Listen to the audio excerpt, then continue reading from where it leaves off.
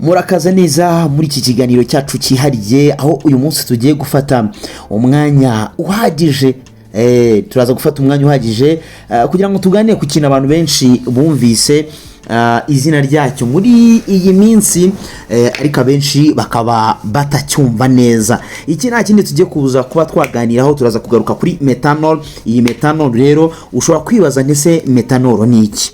Iki kibazo uraza kuba wagisubizwa. Uraza nanone kwibaza ntese iyi methanol yivanga gute n'ibinyobwa, nacyo uraza kuba wagisubizwa. Nanone kandi uraza kwibaza ntese ni kimwe na ya alcohol isanzwe dusanzwe tunywa, nacyo uraza kuba wagisubizwa. Nanone kandi uraza kwibaza impamvu iyi methanol ari uburozi.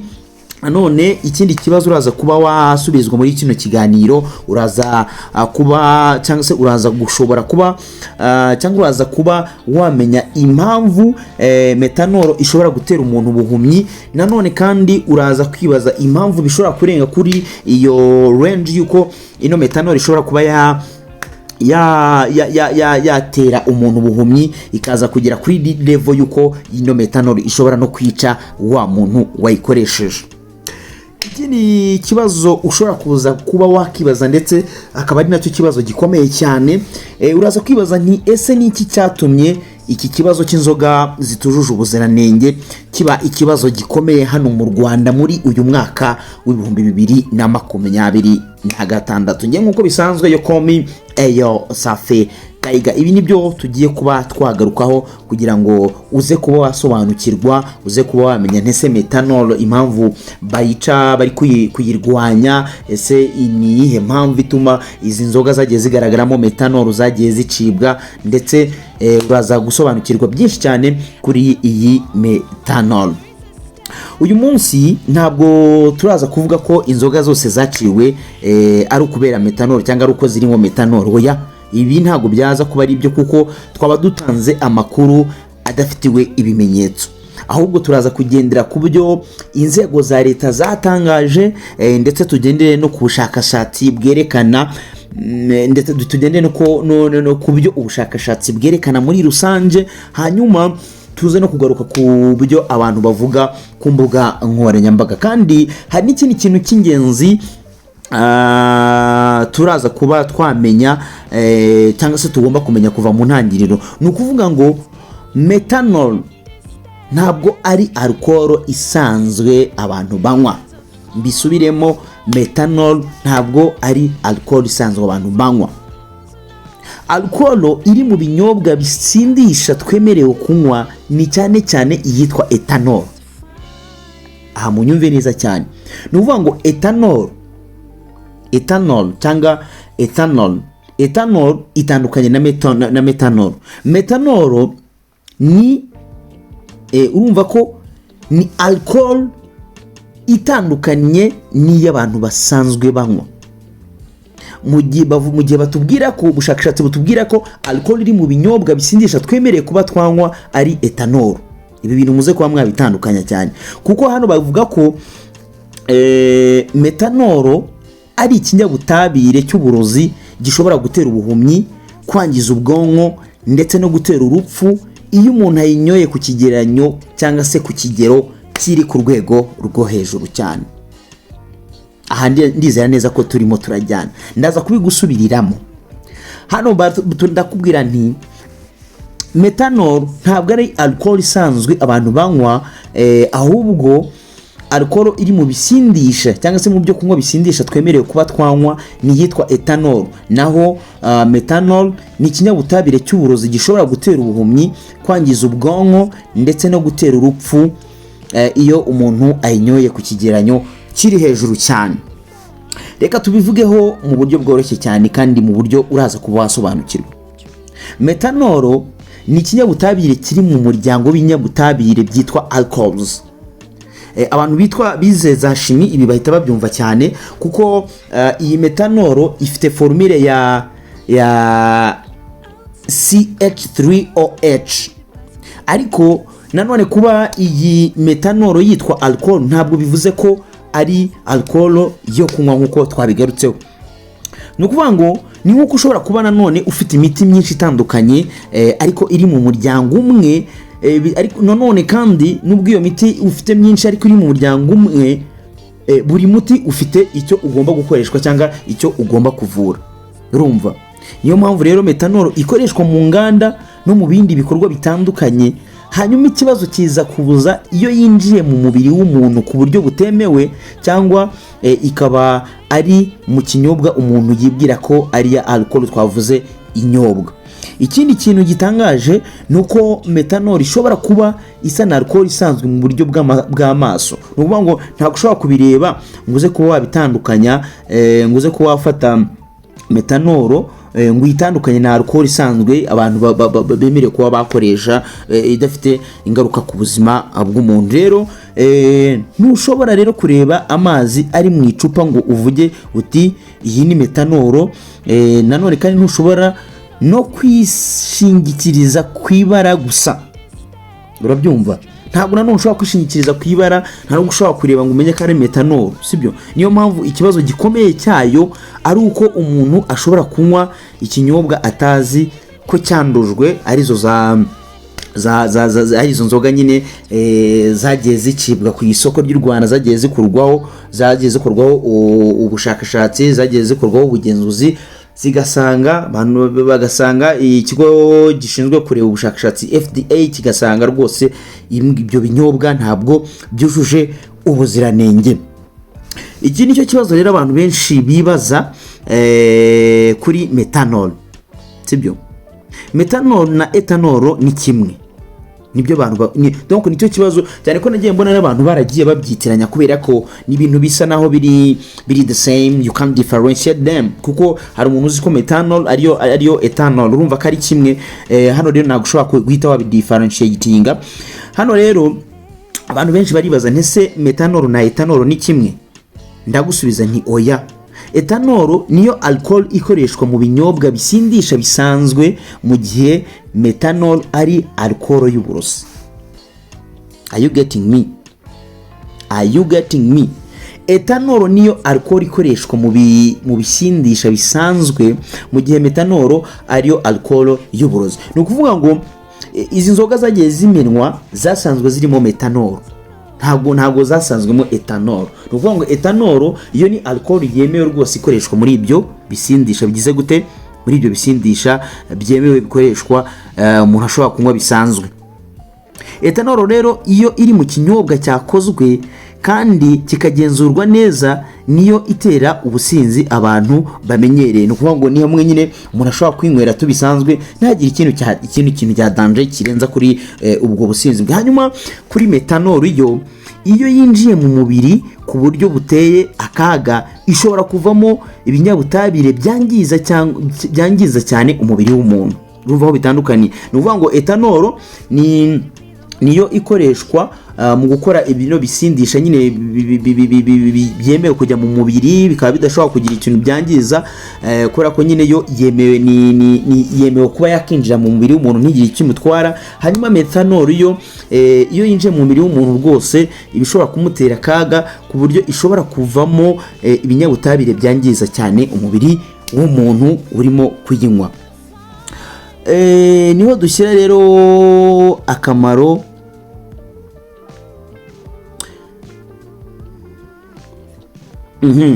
aha rero turaza guhita tugira ibindi bintu tugarukaho.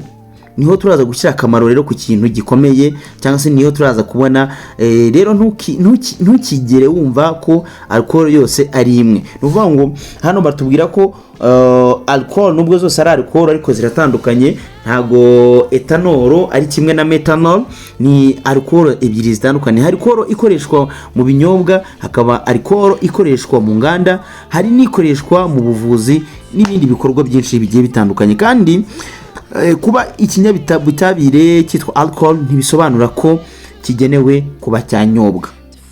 Urumva, ntabwo kiba gikeneye kuba cyanyobwa kubera ko cyitwa alcohol wapi. Hanyuma turaza kuza twibaze ntise iki nicyo kibazo cy'ingenzi nanone. Abantu ku kibazo ni ukuvuga ngo abantu nanone baribaza ntese metanol ishobora kuba donc bayikoresha mu nzoga ite, igera mu nzoga ite? hari uburyo butandukanye rero metanol ishobora kuba yagaragara mu binyobwa bisindisha, cyane cyane mu binyobwa bikorwa mu buryo butagenzuwe, nk'ubwagiye bukoreshwa na ziriya nganda zagiye zifungwa. Hari ibinyobwa rero bimwe bikorwa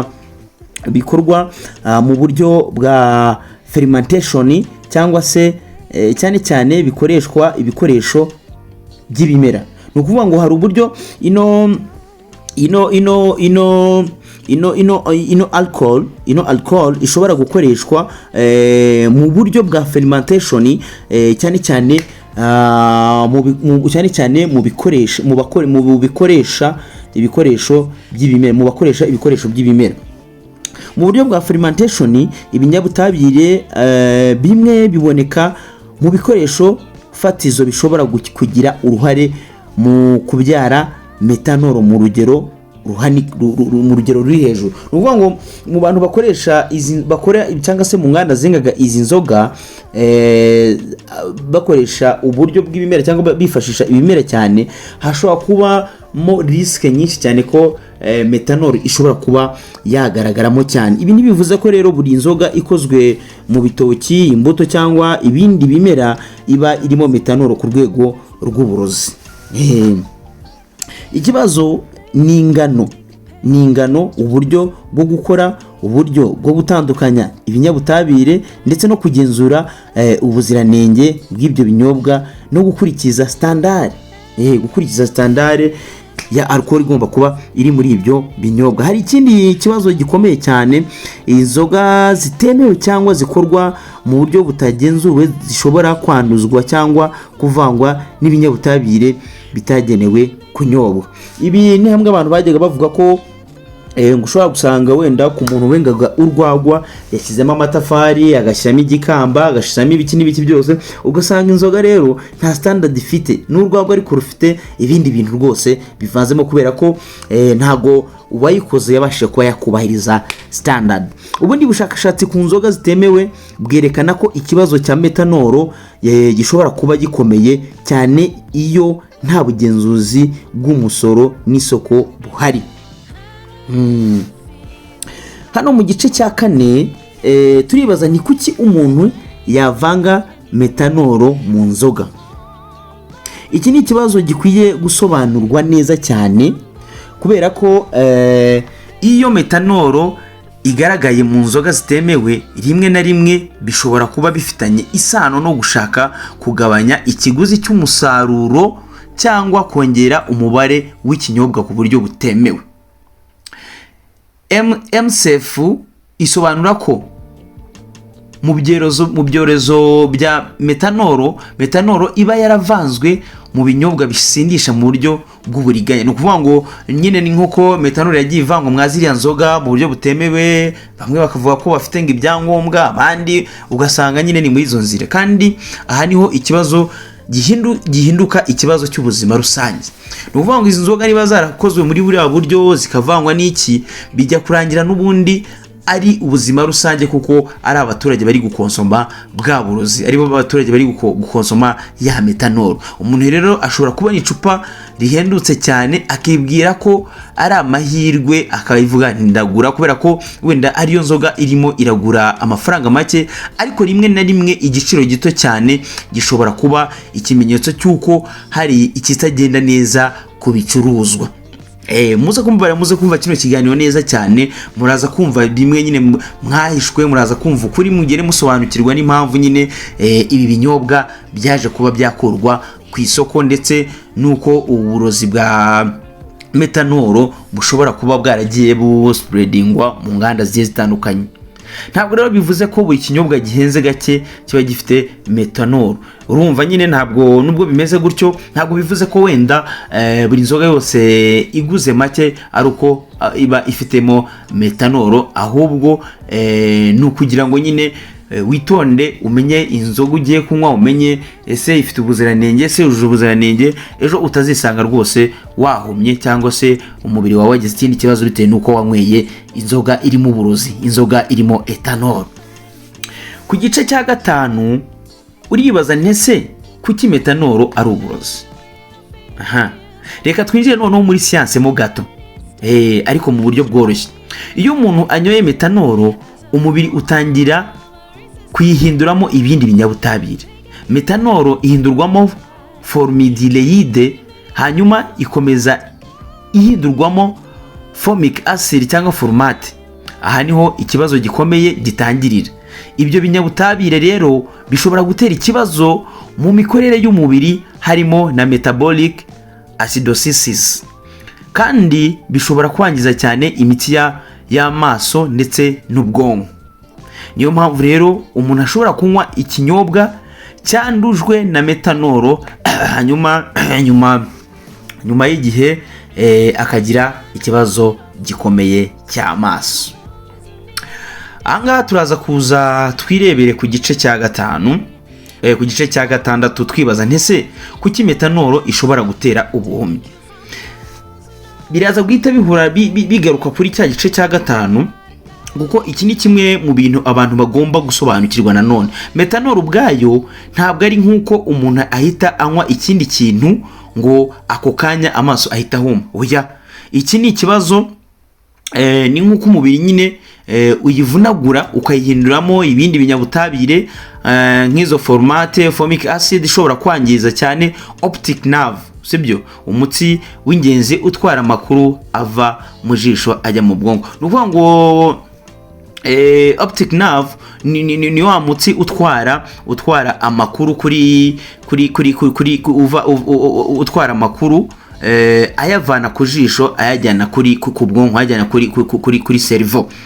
Iyo rero umutsi wangiritse bikomeye, umuntu ashobora gutangira kubona ibintu bidatomoye, cyangwa ugasanga umuntu nyine arareba ibikeze mugari wa yago. Ashobora nanone kubona nk'ibihu like ukajya ureba ariko ukabona ntabwo ibintu nyine urimo urabisobanukirwa neza. Nanone kandi ushobora kubona ibintu bibiri, like ukajya ureba ikintu ariko ukakibonamo nk'ikintu cy'ikimiritipuriye. Nanone kandi ushobora kubona urumuri gusa, like kuko ushobora kureba ikintu ukajya ubona light gusa, kubera buriya burozi bwa metanol nyine wabaranyweye buri ku rwego rwo hejuru, hanyuma bwa burozi bukaza kwangiza optic nerves. Optic nerve akaba ari umutsi nyine utwara amakuru ava mu jisho ajya kuri cerveau zacu. Mu bihe bikomeye rero ashobora guhuma burundu. CDS NIOSH isobanura ko uburozi bwa metanol bushobora gutera metabolic acidosis, ubuhumyi ndetse n'urupfu. Hanyuma abantu rero bakagaruka bakavuga ngo leta ngiki niki. Hanyuma niba leta yarasuzumye igasanga ibi binyobwa bifite ikibazo, niba binyobwa bishobora kwangiza neuroptique ivana amakuru ku jisho iyajyana ku bwonko, urumva aho leta idakwiriye guca ibi bintu ari hehe? Urumva aho leta itagomba guca ibi bintu ari hehe? Hanyuma nituza ku gice cya 7 turibaza ni kuki umuntu adashobora kumenya ko yanyoye metanol akimara kuyinywa. Iki ni ikibazo gikomeye cyane. Umuntu ashobora kunywa ikinyobwa cyandujwe akumva wenda afitemo akantu ko gusinda gusa, akagira isereri, akagira umunaniro, akagira isesemi, akagira umutwe, akumva ameze nk'umuntu wanyoye alcohol nyinshi. Ariko ikibazo nuko ibyo bimenyetso bishobora kuba bisa n'ibisanzwe by'ubusinzi cyangwa hangover zisanzwe, kandi ibi bimenyetso bikomeye bishobora gutinda kugaragara. Ni ukuvuga ngo iyo wanyweye ino nzoga ntabwo bihita bimenyekana ku kanya, ko nyine ushobora kugira bimwe mu bimenyetso nyine bisanzwe, aho ushobora kugira isesemi, umunaniro, ukagira isesemi, ukagira umutwe, nyine ukumva ko ari bya bindi bisanzwe, kari umutwe wa hangover se, kari kugira isesemi kubera ko waraye usinze inzoga zisanzwe, kandi nyamara ibimenyetso bikomeye bishobora gutinda kuba byagaragara. Niyo mpamvu rero umuntu atagomba gutegereza ngo arebe niba ikibazo kirashira, ahubwo nk'uko CDS ivuga ko ibimenyetso bishobora gutinda kugaragara, kandi uburozi bukagenda bukomera uko metabolite za metanol zikora hano kuri CDS ivuga ko ibimenyetso bishobora gutinda kugaragara, kandi uburozi bukagenda bukomera uko metabolite za metanol zikora mu mubiri. turihuta cyane tuze turebe igice cya 8 aho twibaza ntese nibihe bimenyetso umuntu yakwitondera. Umuntu ashobora kuba yanyoye ikinyobwa kitizewe cyane cyane niba nyuma yo kukinywa atangiye kugira ibimenyetso bidasanzwe. Ashobora kugira isereri, umutwe, isesemi, kuruka, kubura imbaraga, urujijo, kubura uburinganire, kubabara mu nda, guhumeka nabi cyangwa vuba cyane, kureba nabi, kubona nk'ibihu cyangwa gutangira kutabona burundu. Iyo rero umuntu atangiye kugira impinduka mu kubona nyuma yo kunywa alcohol itizewe, ibyo ntibigomba gufatwa nk'ubusinzi busanzwe. Iyo ni icyo bita emergency. Travel Health Pro na CDF basobanura ko impinduka mu kubona, kubabara mu nda, kuruka, urujijo no guhumeka nabi bishobora kuba mu bimenyetso by'uburozi bwa methanol. Ngayo nguko reka dukomeze ku gice cya 9 aho ushobora kwibaza ntese kuki aho naho uruzingiye kugira ngo tuze kuba twasobanukirwa neza impamvu iki kibazo cy'izi nzoga zitemewe ku Rwanda, cyangwa se kuki u Rwanda rwafashe iki kibazo nk'ikibazo gikomeye cyane. Noneho reka tuze mu Rwanda abaye cyo tugarukaho nyirizina, tugaruke kuri saga yabaye yizi nzoga ndetse na ziriya za methanol. Iki si ikibazo twahimbye uyu munsi.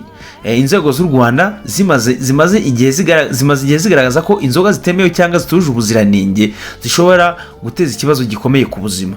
Urugero, Rwanda FDA mu Food Safety Newsletter yayo muri Kamena 2025 yavuze ko u Rwanda rwari rwaragize ibibazo by'uburozi bwa methanol bifitanye isano n'inzoga zitemewe, aho icyo gihe rwatangaje abantu 15 bari bagizweho ingaruka, barimo 11 bapfuye na 4 bagizweho ubuhumyi. Urabyumva neza cyane. Mu mwaka 2025 rwose ngo hagize abantu 15 bahura n'ingaruka zikomeye cyane, ariko 14 muri bo baza kwitaba Imana, hanyuma 4 muri bo biza kurangira bagize ubuhumyi. Kandi iki kibazo cyakomeje no mu mwaka wa 2026 kuko kwa 20 Nyakanga umwaka wa 2026 polisi y'u Rwanda yatangaje gahunda yiswe Sizo zawe zanjye, igamije kurwanya inzoga zitemewe n'izindi nzoga zakozwe mu buryo butizewe cyangwa butujuje standard nk'uko twabigarutseho. Polisi rero yavuze ko Minisiteri y'Ubuzima yari yatangaje ko abantu 44 bapfuye hagati ya Mutarama na Kamena ya 2026 nyuma yo kunywa ibinyobwa byavangiye ibintu by'uburozi cyangwa se byavangiye methanol, kandi ko hari n'abagize ibibazo bikomeye birimo ubuhumyi no kwangirika kw'ingingo zimwe na zimwe. Igice cya 10 urugero rukomeye rwabaye mu Bugesera. Hari n'ikindi kintu gikwiye kumenyekana. Kuwa 16 Gashyantare umwaka wa 2026 Minisiteri y'Ingabo y'u Rwanda yatangaje ko ikibazo cy'Ibugesera aho abantu 4 bakurikiranwagaho bakekwaho gukora no gucuruza kanyanga. Inzego zatangaje ko abantu 17 bari bamaze gupfa, abandi 25 bakaba bari mu bitaro, kandi ibyo binyobwa banyweye byapimwe bigasangwa birimo methanol. Uru rero ni urugero rwerekana impamvu methanol atari ikibazo cyo kuvuga gusa ngo iyi alcohol irakaze. Oya rwose iyo ni ikinyabitabire cy'uburozi rwose kiri mu kinyobwa kiri ku rwego nako ni ikinyabutabire cy'uburozi kiri ku rwego rwo hejuru ruteye n'akaga. Rero akeka ari ikibazo gishobora kuba icyo gutakaza ubuzima mu bantu bamwe mu gihe batabyitayeho neza cyane. Ku gice cya 11 turaza kugaruka twibaza none se kuki leta ifunga uruganda cyangwa ahantu hakorerwaga inzoga. Iki ni ikibazo abantu bamwe bashobora kwibazaho. Hari n'umuntu ushobora kuvuga ntese kuki leta itareka uruganda rugakomeza gukora ikabwira nyirinzu cyangwa se nyir'uruganda gukosora ayo makosa. Igisubizo nuko iyo ikibazo gishobora gushira ubuzima bw'abantu cyangwa se rw'abaturage mu kaga, inzego zishinzwe ubuziranenge zishobora gufata ibyo bicuruzwa, guhagarika umusaruro, kwambura uruhushya cyangwa gufata izindi ngamba ziteganywa n'amategeko. Rwanda FDA rero ni rwo rwego rufite inshingano zo kurengera ubuzima rusange binyuze mu kugenzura ibiribwa n'ibindi bicuruzwa biri mu nshingano zarwo. kandi ubu Rwanda FDA rufite regulations governing alcoholic beverages in Rwanda 111 2026, 111 akanyerezo 2025 zashyizwe ku rubuga rwayo muri 2026. Ibi rero bivuze ko iki kibazo cy'inzoga atari ikibazo cy'umucuruzi gusa, ni ikibazo cy'umutekano n'umuguzi muri rusange. Turagaruka ku gice cya 12 aho tuvuga ko hari ikintu abantu bagomba kwitondera. Nubango iyo leta ifunze uruganda cyangwa ikuyeho ikinyobwa ku isoko, ntigomba guhita ivuga ngo ni metanol tutabifitiye ibisubizo bya laboratoire cyangwa itangazo ry'inzego z'umutekano. Kuki rero? Kubera ko inzoga ishobora kuba itujuje ibisabwa kubera ibintu byinshi: uburyo yakozwemo, isuku, labeling, packaging, ibinyabutabire byakoreshejwe, alcohol content, ibikoresho byakoreshejwe, kubura ibyangombwa cyangwa ibindi bibazo by'ubuziranenge. Rwanda FDA rero na RSB bifite uburyo bwo kugenzura ibicuruzwa n'ibipimo byabo. Rwanda SB ifite komite yihariye ishinzwe alcoholic beverages, ikareba terminologies, ikareba sampling, uburyo bwo gupima no gusesengura product specifications ndetse na packaging, storage na transportation. Nuko rero ibyo ni bimwe mu byo nagerageje kuba nagusomera. Ibindi nzabikugezaho nimbona umwanya, ariko ibi ni bimwe mu by'ingenzi nabashije kuba nawe wakenera kugira ngo uze kuba wasobanukirwa n'ibya metanol ikomeje kuba igarukwaho cyane hano mu gihugu cy'u Rwanda. Reka nkwifuza kugira ibihe byiza rero, nizera ko ibintu byawe bikomeje kugenda neza cyane. Wiyandikishe kuri Busafi TV, reka nkwifuza kugira ibihe byiza cyane, kandi nizera ko ibintu byawe bikomeje guhezagirwa n'Uwiteka.